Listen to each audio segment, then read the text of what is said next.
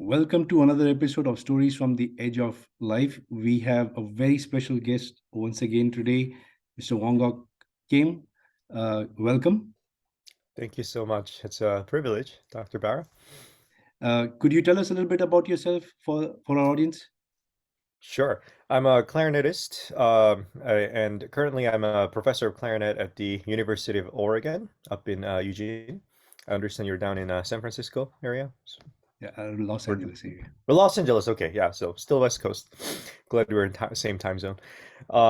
And yeah, I spend half of my profession as an instructor. I teach clarinet to prospect clarinetists, music educators, but also I keep as much schedule as a performer. So I play in all different settings as a soloist, as a chamber musician, and in orchestras. Thank you. I think you're being very humble. I saw your profile. It's very impressive. And Thank you. Yeah. if I started going through it, we won't have enough time for this interview. So I'm going to ask our audience to please check it out. It's just amazing the appreciation that you receive from around the world. And so it's an honor to have you. My name is Parag Bharadwaj. I'm a hospice and palliative medicine physician here in the U.S. And we will talk to Mr. Kim about his passion, which is playing the clarinet. So, little bit of a unusual instrument for somebody from Korea to choose. Tell us a little bit about how you developed a liking for the clarinet. hmm Well, you say unusual. Nowadays, it's become more common. A lot of people do that as an adult amateur, and young people. It's a popular instrument because it's not terribly hard to pick up, and the instruments are pretty plenty. But even when I started, you're right. It was not like the first choice instrument. Everybody plays the piano growing up, and especially in Korea, the next option is violin. And you got to be soloist, and cello maybe, and flute, and then clarinet was sort of like after that. So my mom, I studied piano as a child, and I we moved to France briefly, a couple of years, and lived in Paris. And then when we came back, wanted to have me start on a new instrument. So I was actually suggested by my mom. The clarinet has this nice sort of tenor, deep voice, and flute, on the other hand, was a little bit shriller, I guess, at that time. So that's how I started. I had some lessons here and there, but I didn't really seriously study until I moved to the US. So I came to Northern Virginia, just outside of DC, when we first moved to the US. And there I was introduced to both an excellent public school music program, band, and also an outstanding private teacher that I got to study with. So from that point on, I started committing, really excited about playing in all kinds of different settings. Again, mostly on the public school music program, and then decided to pursue that as a major. I double majored in mathematics and music, and then just I never really knew though I would pursue that as a career until well into graduate school. I sort of like always liked doing it, enjoyed it, but uh, I think the point I made a connection for this to be my career is because I always wanted to be in an academic academic setting. So when I pursued math, more than like becoming an engineer, I wanted to be like a professor of mathematics. So it's just like a little change of subject. I still ended up being a in a university, but now I teach music and I also able to play. That is so interesting. I was going to ask you if you were good at math, and now, of course, you beat me to it because Well, there seems to be a connection between music and math. in many different levels, absolutely. I mean, the entire, structure of music is built upon music, math. I mean, just think about the harmonic series, the chords, even the formal aspect of music. So those are, music theory, composition, you find, immediate correlation between those two. But even from the abstract standpoint of performance, which is not really, mathematical in a way, the more I find a good deal of connection. I think I do think mathematically when I approach a score. I'm not talking about like those notes relationship or the chords again, but just like how I conceive things in space, like spatial time sense, like how to place the notes and the tone, how to sustain. It's all coming back in a very sort of mathematical way, and it's not like a rigid way. It's very natural and fluid way. So I'm really grateful that I have the background. And a lot of times it's helpful to articulate my thought and explain it to students, for example. So yes, there is a good deal of connection, and it's fascinating, to say the least. Yeah, I definitely find that fascinating because you have the math, then you have the music. Math is very sort of there's so much clarity in the math, right? It's Mm. it's 2 plus 2 is always equal to 4. But when you play music, it really touches the strings of your heart, right? Mhm. So what do you think makes that transition from musician being from music being so mathematical to Mhm. something that is able to touch our feelings? Well, I think it's precisely because it's so mathematical. Mathematics is perfect because it's a conceived thing. It doesn't exist in a physical world. I mean, we can't have like 1 plus 1 in a real physical world. Everything's different, right?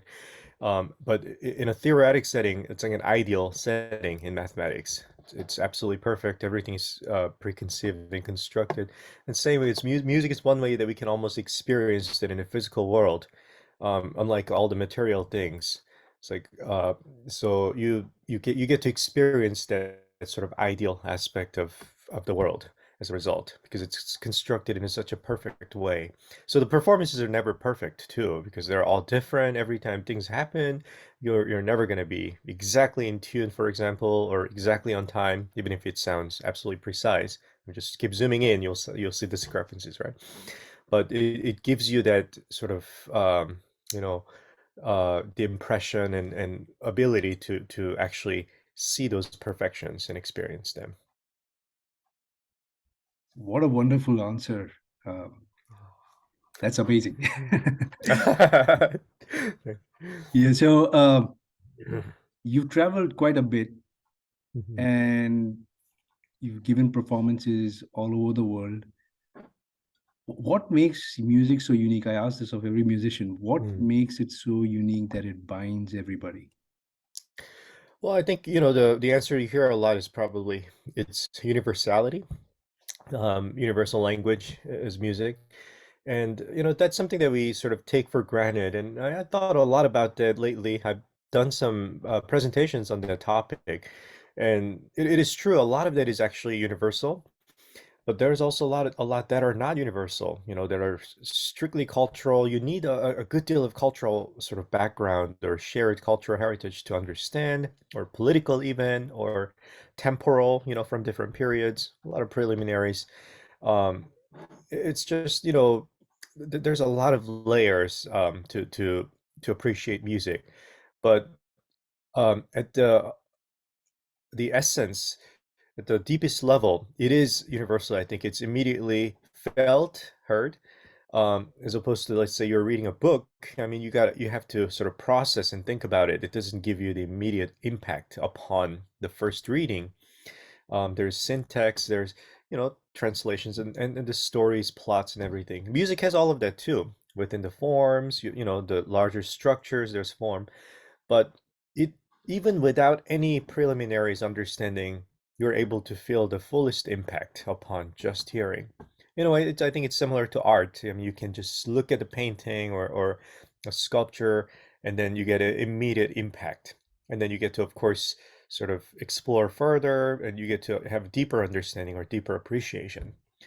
Um, and but we say deeper, it's kind of a little snobbish because you're more knowledgeable, therefore you appreciate more. I think there's also even a way around it. Even without all those understandings, you can get the fullest appreciation and impact. And I think that's the really powerful aspect of music, that it can get to anybody and you can communicate with anybody. Thank you. And as I was sharing with you earlier on before the start of the interview, patients quite often tell me how much comfort they they derive from listening to music, and that's that one thing that is a constant companion, Mm. and these days on demand.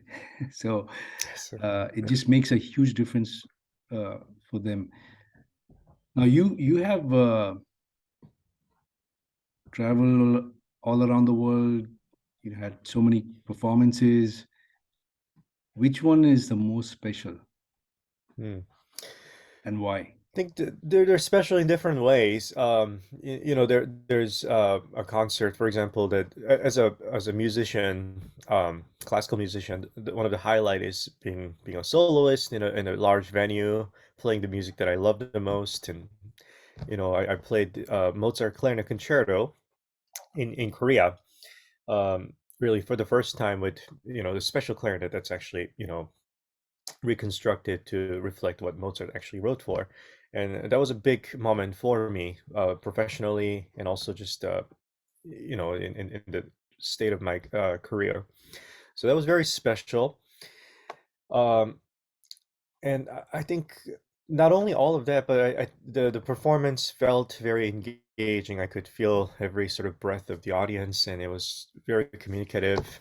Um, and I think those are always the most memorable. I played some much small concert in far away, remote regions where I wouldn't say it's the most prestigious occasion or most lucrative occasion, or even just the setting, like large audience, very small.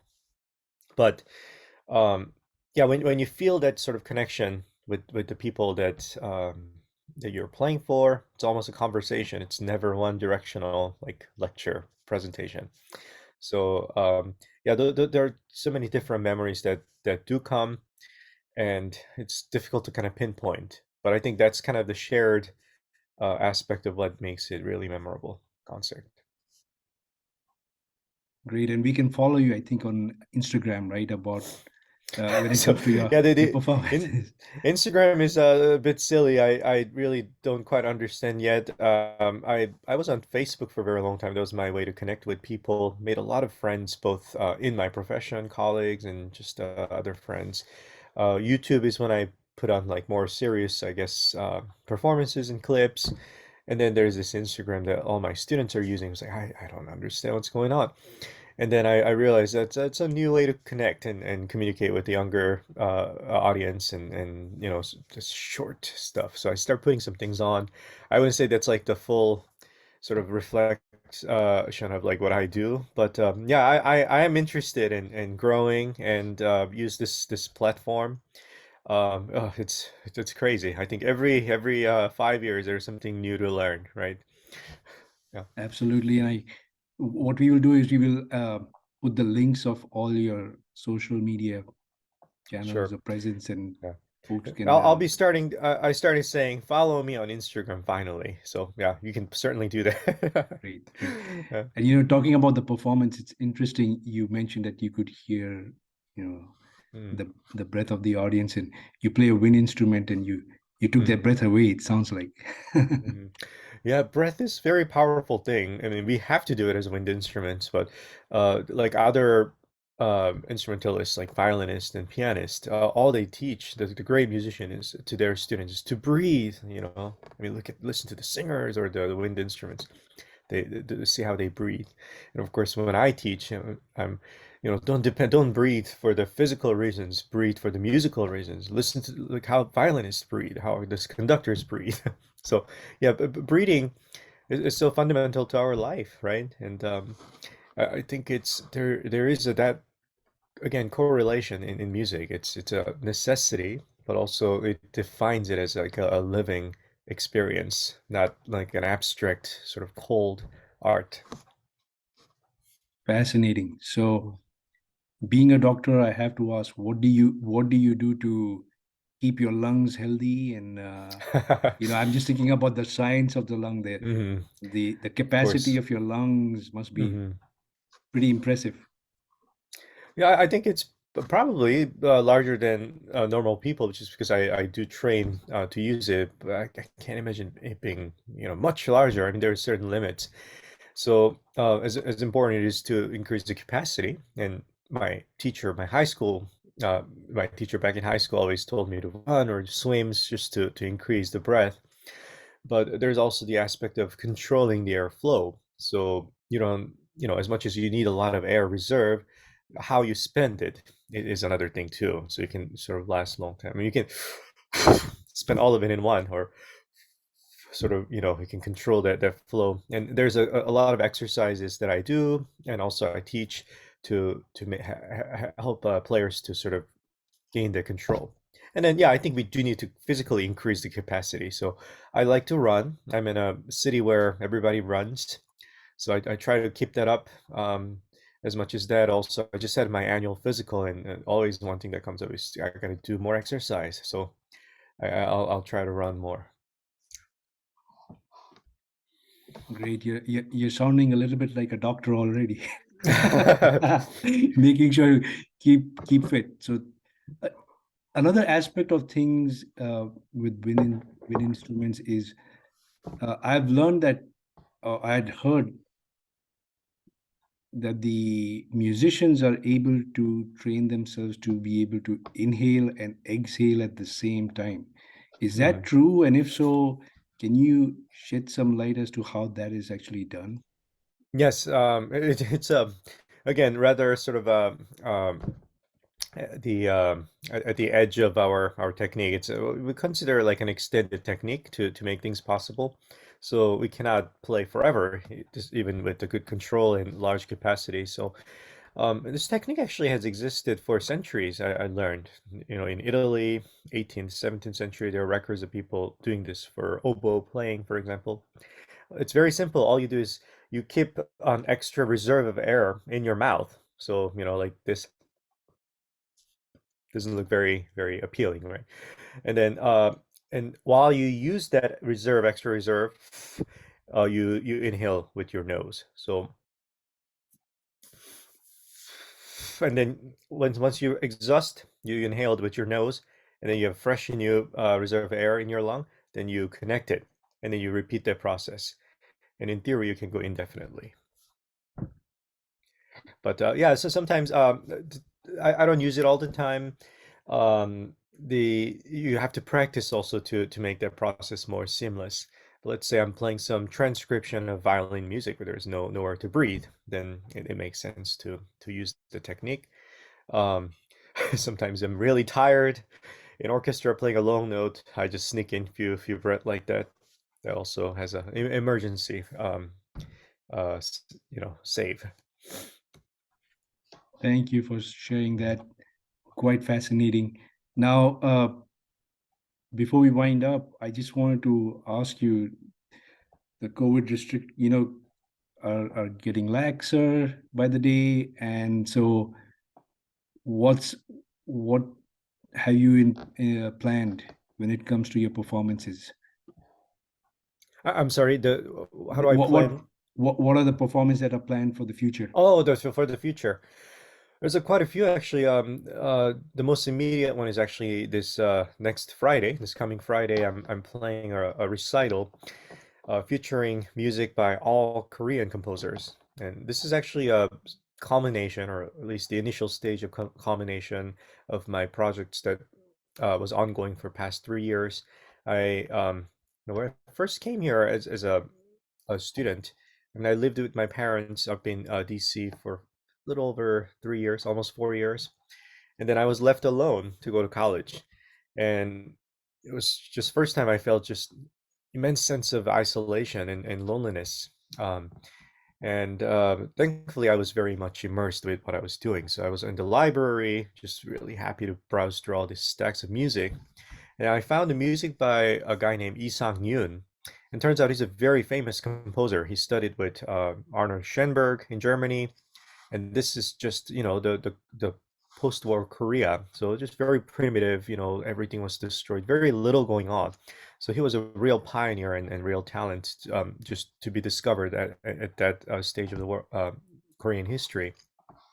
Anyways, so he's written a piece for clarinet and piano called Rule, and I just looked at the score and just such pride and just the thrill, because I didn't know any Korean composers would write for this.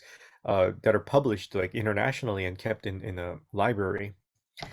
So it was just a very impactful moment, and I studied his music. And fast forward about 10 years, I realized there's still like not a whole lot of music that I can perform that's by my fellow sort of Korean artists. So I decided to just approach all the young composers, especially who are just also feeling the same in writing. And that partnership allowed me to have 20 pieces at least since the time 3-4 years ago. So I've curated ones that really sort of exemplifies what we were doing together. And the music is fascinating because some use the techniques, actual techniques that the Korean traditional music would use. And if you trace back some of our roots, China, India, we all have different musical heritage, and those are a lot of times they diverge with what we call the Western classical music. But now these composers are able to fuse them and sort of continue on the tradition and make them available for people outside their culture. So that's really inspiring. There's also other ways to do that. Some composers, they don't touch a single aspect of you know uh, the technique, like the specific techniques or even the temporal like sound of the traditional music, but they use this very unique cultural experience. There's one piece where a friend of mine, who's actually a composition professor at Princeton now, but she grew up in Korea going to this arcade rooms like me.